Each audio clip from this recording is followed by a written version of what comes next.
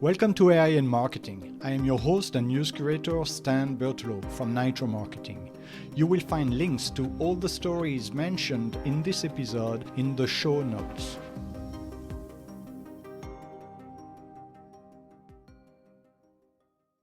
Hello, this is Nia, your voice for today's headlines. It's Monday, June 1. Here is what we are covering. An electric air taxi developed by Joby Aviation recently completed a demonstration flight from Kennedy International Airport to Manhattan, highlighting the potential future of urban air travel. This flight, part of a federal initiative to accelerate the adoption of air taxis, underscores efforts to replace traditional helicopters with quieter, more efficient electric aircraft. Despite the promising demonstration, these air taxis face significant regulatory hurdles before becoming a common sight. The Federal Aviation Administration (FAA) must certify these aircraft, a process that could take years due to stringent safety requirements. The Trump administration had initiated a program to promote collaboration among states, cities, and companies to advance electric aircraft technology, aiming to prevent the U.S. from lagging behind countries like China and the UAE, which are also developing air taxis. Companies like Joby, Archer, and Beta Technologies are at the forefront of this innovation, with major investors such as Toyota and Stellantis supporting their efforts. However, the high production costs, estimated at up to $5 million per aircraft, and the need for specialized infrastructure like high-powered chargers pose challenges. While air taxis promise lower operating costs compared to helicopters, concerns about battery life and operational limitations persist. The industry draws parallels with Tesla's early days, suggesting that technological advancements and economies of scale could eventually reduce costs. Nonetheless, achieving FAA certification remains the most significant obstacle, with no company yet cleared for routine passenger flights.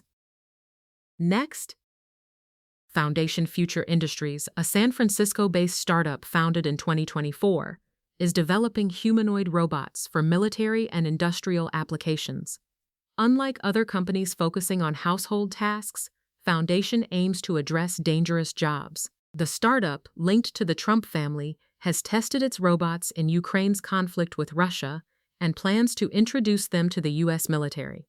Eric Trump, son of the current president, recently joined as chief strategy advisor, raising concerns about potential conflicts of interest. The company has secured $24 million in government contracts for research in logistics and weapons handling.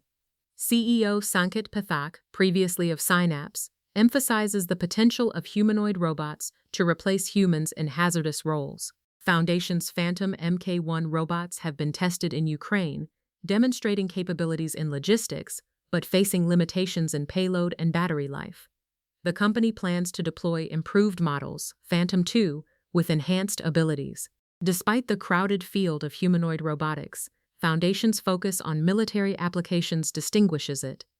The startup's alignment with U.S. interests highlights the geopolitical competition with China, which also invests in robotics. Ethical concerns arise over autonomous decision-making in combat, though Foundation asserts human oversight will remain. Experts debate the practicality and cost-effectiveness of humanoid robots compared to other forms, but agree AI's role in warfare is imminent. On a different note, TechCrunch reports that Google has introduced Gemini Spark, a 24/7 agentic assistant designed to streamline digital tasks. Unveiled at Google's developer conference, Spark aims to simplify online activities such as organizing emails, managing calendars, and creating spreadsheets without the need for constant device operation. Unlike other AI systems, Spark operates in the cloud, allowing users to close their laptops while it performs tasks. Integrated with Google's productivity apps, Spark is tailored for work-related tasks, but struggles to present itself as essential for personal use. It offers features like summarizing emails and planning weekend activities, assuming users are already inclined to digital organization. In practical tests, Spark showed utility in tasks like finding shopping deals and planning day trips, though it faced limitations such as inability to use Google Keep and occasional inaccuracies in promo codes. While it efficiently compiled lists of local events and summarized newsletters, it sometimes misinterpreted requests, such as returning fewer articles than asked. Spark's ability to track price drops was limited by its infrequent checks. Despite its usefulness, the necessity of branding it as a standalone product is questioned, suggesting it could be integrated into existing Google services without separate branding. Overall, Spark is a promising tool for digital productivity, though it requires refinement and clearer positioning within Google's ecosystem. Meanwhile, tech companies are increasingly paying individuals to collect real-world data to train robots for domestic tasks. Startups like Shift offer free cleaning services in exchange for video footage of chores, aiming to teach machines to handle physical tasks such as cleaning and cooking. This approach addresses the challenge of gathering high-quality data necessary for developing physical AI, which is more complex than digital AI due to the need to understand physical interactions. Other companies like Pronto in India also use clients' homes for AI training footage, while Human Archive employs gig workers to record activities using camera caps. Despite the potential for backlash, these methods highlight the growing demand for data to advance robotic capabilities in everyday environments. With that said, Shereen Besselle, marketing director at KAYALI, emphasizes the importance of authenticity in beauty storytelling, arguing that brands lose credibility when they chase cultural trends instead of contributing authentically. With over 15 years of experience, Besselle leads marketing strategies that focus on creating seamless consumer experiences and culturally relevant campaigns. During Mental Health Awareness Month, KAYALI partnered with the mental wellness platform Calm to promote self-care and mindfulness, aligning with the brand's focus on emotional well-being. Besselle believes that fragrance naturally connects to emotion, mood, and memory, making it a fitting partner for mindfulness initiatives. The campaign offered Calm Premium with every purchase, aiming for inclusivity and community engagement. Besselle's experience in both brand and retail has shaped her consumer-first approach, recognizing that emotional connections drive consumer behavior.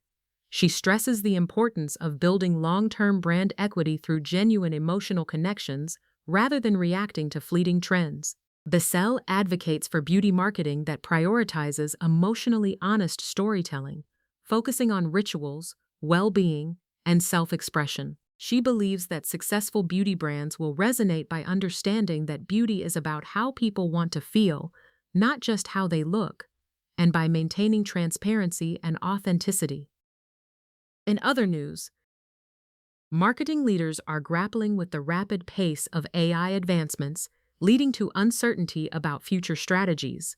Many are inundated with questions about upcoming changes and their implications. Despite spending significant time with AI, experts acknowledge that predictions about its future are speculative. A relevant historical example is Bill Walsh's transformation of the struggling 49ers by focusing on controllable inputs rather than immediate wins, ultimately leading to multiple Super Bowl victories. Currently, only a small fraction of marketing leaders, about 5%, are seeing substantial benefits from AI, indicating that most are still in the early stages of adaptation. This suggests there is still time to establish a strong foundation before AI's impact becomes decisive.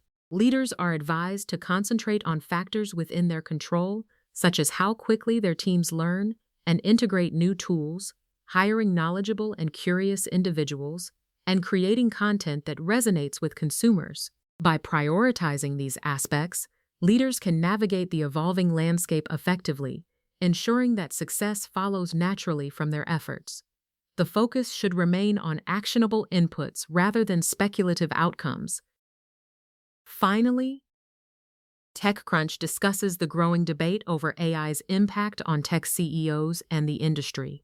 Box founder Aaron Levy sparked conversation by suggesting that tech leaders are particularly susceptible to AI psychosis, a term implying a disconnect between CEOs and the practical use of AI tools. The podcast hosts explore this idea, noting that while Levy doesn't reject AI, he emphasizes the need for CEOs to engage directly with these technologies. The discussion highlights a broader skepticism towards AI, evidenced by public reactions such as college students booing AI mentions and increased interest in alternative search engines like DuckDuckGo following Google's AI announcements. Kirsten Korosek points out Google's struggle to balance innovation with its core search identity, suggesting this could be an opportunity for startups. The conversation also touches on the dual nature of AI's impact on the workforce, with both layoffs and shifts in work practices. Sean O'Kane notes a trend towards Anthropic's focused approach to AI, contrasting with Google's broader strategy. The hosts consider whether AI adoption is driven more by executives than by grassroots demand, with Levy arguing for a hands-on understanding of AI's value. The discussion underscores the complex and polarized views on AI's role in technology and business today. Thank you for tuning in to AI and Marketing. If you want to learn more, check out the episode description. Be sure to subscribe on your favorite podcast platform so you never miss an episode. Contact us to learn how to launch your own AI-generated podcast at nitromarketing.com. That's NYTRO marketing.com. See you tomorrow for more AI and tech news.